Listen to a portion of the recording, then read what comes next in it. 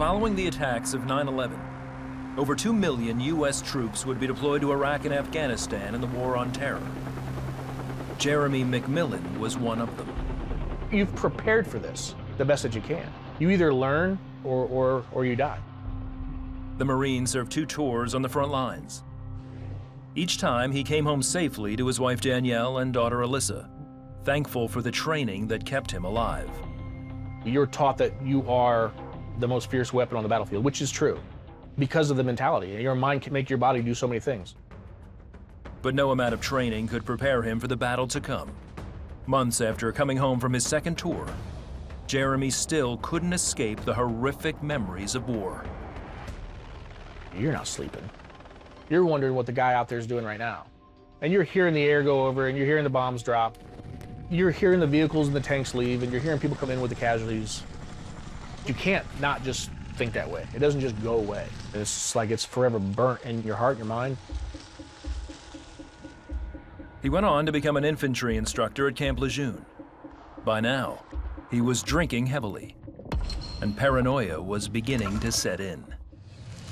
I had noticed he scared easier. He was very jumpy. I turned on the light and he went to jump to find his gun.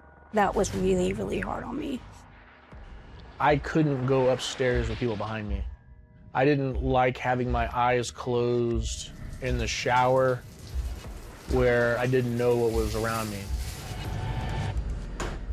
From there, it only got worse, as even the smallest things sent him into a fit of rage.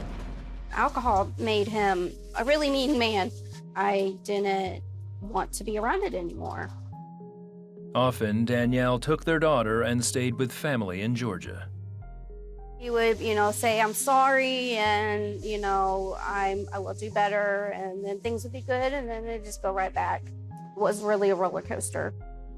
Because I was never wrong. And as long as you're not wrong, you can just keep going with whatever it is that you're doing, The one person Jeremy did reach out to was his mom, Sue, a Christian who always took him to church when he was young. When he would be telling me about hard times and how he felt at the time, then I would remind him, but Jesus came to give us abundant life. When God would give me a Bible verse, I would send it to him. Anything to help encourage him.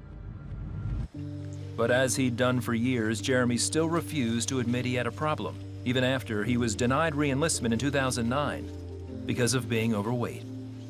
I didn't want to change.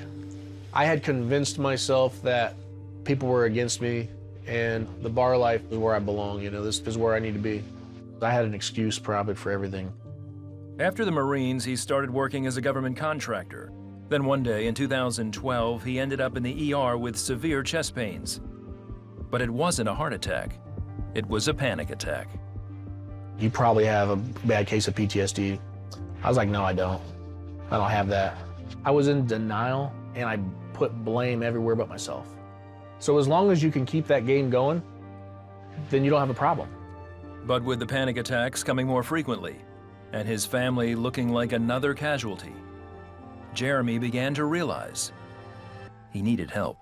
I wanted to change my life. I wanted to turn things around. I wanted to start over. No, you're not. If you think you're going to somehow the next day you're going to quit, you're not going to quit. It owns you. Then in 2016, a year after being legally separated, Danielle filed for divorce. It was going to be the hardest decision I ever had to make, was to divorce him. I remember just feeling extremely worthless, hopeless. There was nothing that I could do. Even then, Jeremy's mom refused to give up on her son. I spent a lot of time praying and fasting for him, and God revealed to me and said, I will heal him. So when Jeremy went home for Christmas that year, his mom convinced him to go to a church healing service. I don't even think I've made it 2 days without drinking at that point. Maybe this could be what turns it around. There, Jeremy and his mom went up to the pastor for prayer. He asked me if I was saved, and I said no. And he said, did I want to be healed? Yeah. I had to look down. I couldn't even look at him. And You know, do I believe in Jesus Christ? I said, yes, I believe in Jesus Christ. And do I want him in my heart? I said, yeah. And he's like, well, you have to ask him in your heart, you know? And when he was praying for me, it's when, you know, it was like I was like another person. Jeremy says immediately he lost all desire for alcohol and was delivered from his paranoia and PTSD. It's Christ, it's all divine. I knew at that very moment I was free. You can't explain the weight that just comes off you. So whatever that was gone.